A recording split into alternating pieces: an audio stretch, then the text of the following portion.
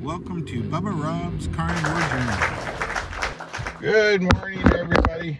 Sorry for the camera movement. It's Bubba Rob here. It's 7 o'clock in the morning. Actually, you know, I finally made it to the gym. Today is actually the second day in the gym, and I'm already finished. I woke up at 5 o'clock this morning, got up, made my breakfast after a terrible sleep, and I still made it in there. I trained my back today and biceps. I didn't do very much weight. I'm not really capable of it, and I want to take things really slow for my ligaments and tendons to strengthen up and get caught up. It's, you know, pretty easy to cause an injury when you're first going back at things. So you want to be really careful about that. Okay. Yesterday I didn't go to the gym, but I did 30 minutes of yoga stretches after I got up in the morning before I had my shower and my breakfast, which actually really alleviate quite a bit of pain in my lower back. So that was good.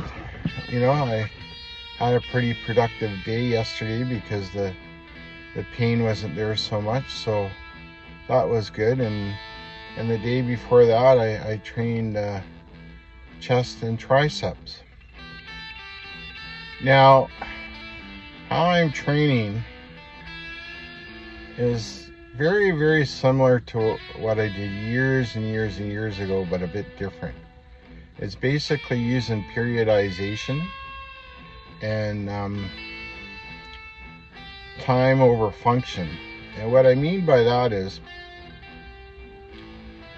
like today in my lat pull downs, I didn't use very much weight.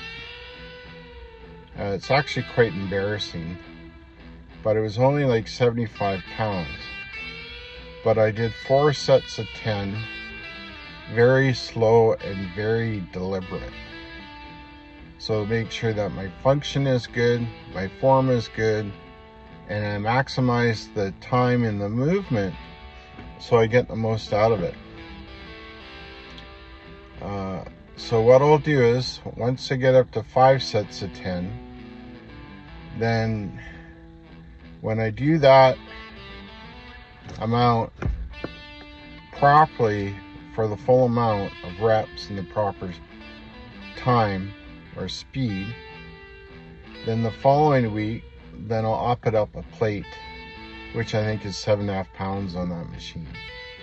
Then I'll work at that for 5 sets, and then when I get that, then the following week I'll go up another plate. Does that make sense? I hope so. You know, years ago I wanted to go on the World Police and Fire Games in '94, and I actually started training for it in '92. And I'll give you an example of the periodization, which is quite a bit different than how a lot of people train their bench now. But what I was doing when I was training with Dave, we'd have what we call working sets, 5 working sets. So basically, whatever your heaviest weight that you could do for 5 sets of 8 is what you did.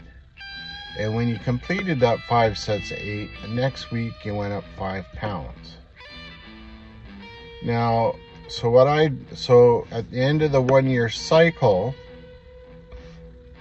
I didn't go for a maximum rep yet because I was a year out.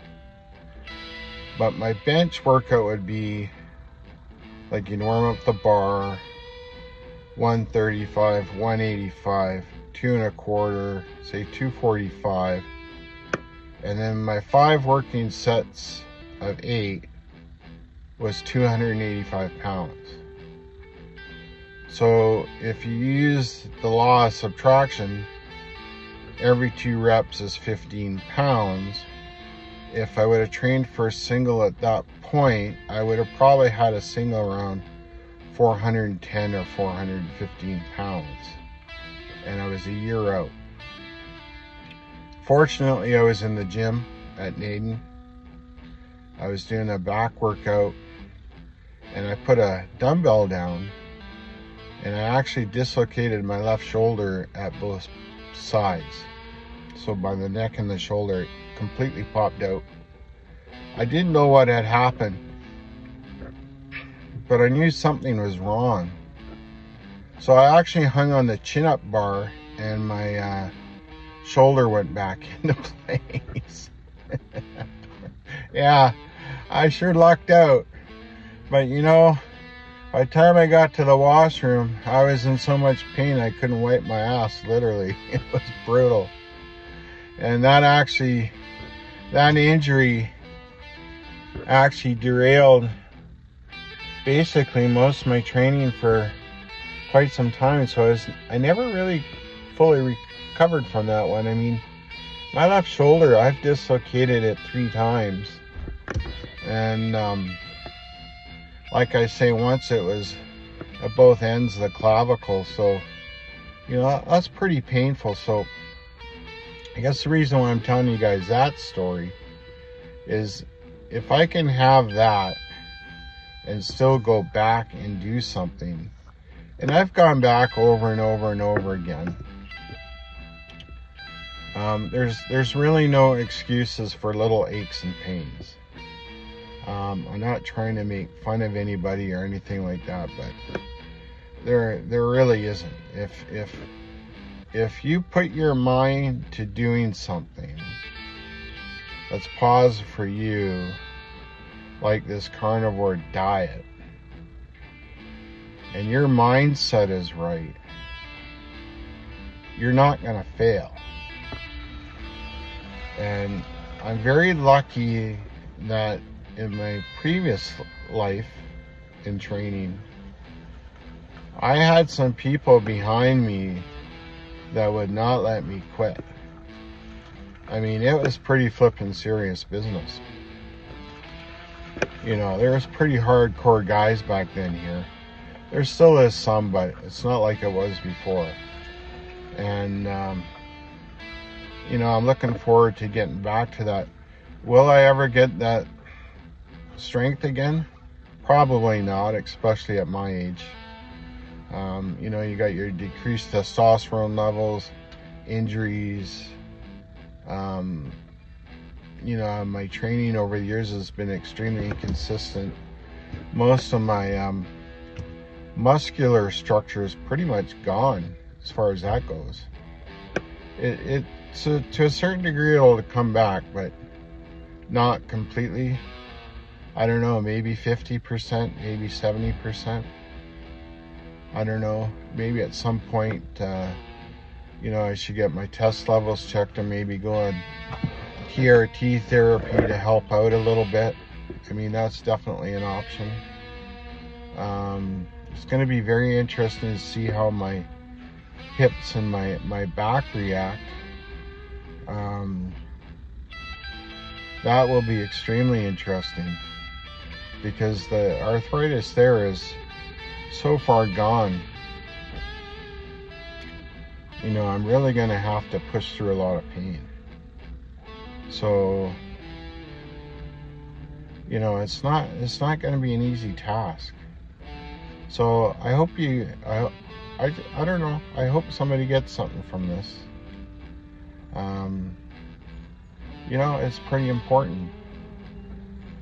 I just think to be really successful at the carnivore diet, the mental aspect for me is going to be extremely important, and stay strong and stay committed. Even though I've been at this almost 20 weeks now, I think the crunch is starting to come. The more I get into training and more exercise, I'm actually probably going to be spending less time doing videos because it takes a bit of time to do this stuff. And I kind of lost track of one thing that was the most important thing was myself. So I have to get a little bit more focused on that. I hope this does something for everybody. I hope you get flipping motivated. I am working hard on not using the curse words. I'm getting better at it. I sure like to say fuck once in a while. Pardon me. You know, and I'm planning to do some other things, and I got some more interviews coming up. I'll announce that a little bit closer to it. I actually got one Sunday with JT from Poco Moonshine Family. That's going to be really interesting talking to him with the positivity he puts out. I tell you, especially if we get into the philosophy aspect of it, of what's going on and what we need to do. I'm really looking forward to that. Yeah. It's not gonna be a cookie cutter interview, right? Anyways, everybody, please like, share, subscribe. This wasn't a very flashy video today, but remember, I love you all, and to be a good person, good stoic, good carnivore, good biker, good blues guy, good rainbow, whatever. Who gives a shit what year it is? Most important thing is to be kind, be respectful, and don't pass judgment. Oh, the other thing too is, it's very important to keep your word.